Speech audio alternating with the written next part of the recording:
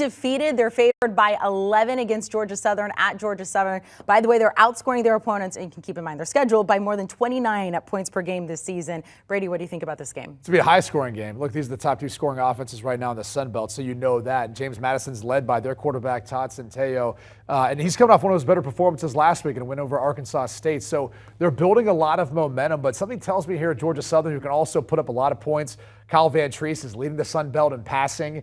Even though he's had an issue turning over the football, I do think this one has the smell of like a backdoor cover for me, with Georgia Southern being able to keep this one close in the end. So I'll go ahead and take the 11 points here. Let's not forget Clay Helton, who's now coaching Georgia Southern. He's had the ability to pull off some upsets too. We saw them surprise everyone in Lincoln and beat Nebraska, which ultimately started kind of the doom or the end of Scott Frost's tenure there. But I think they'll be able to keep this one close within that number. So I'll take the 11 points, Danny.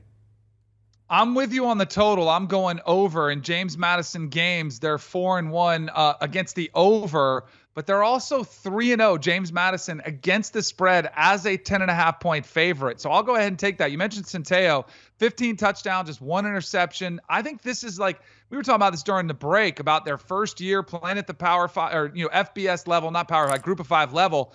Every game is like a Super Bowl. Now they've got a 25 in front of them. They're ranked for the first time. I think they're enthusiastic. The fact they can't play in a bowl game, as we were just, the manager was just telling us during the break, I think that adds a little bit more fuel to every single game, realizing that, hey, we gotta go out there and impress people now because we don't have much to impress for when the season is done. I think something special is brewing, and it's just one of many stories in college football this year. The Lance Leipold Kansas story is great. Now you got TCU coming to the forefront. USC's back in the mix. So many great stories, and James Madison is one of them because that's a fantastic story about them making this jump. You don't typically see teams, have this much success this soon, right away in their first year. It's a great story, so I'm going to go ahead and lay those points with them. And do you want a sports network that delivers everything that matters about the game? The highlights, the picks, the instant analysis, no yelling, no fake debates, no politics. Hit the subscribe button and never miss a moment.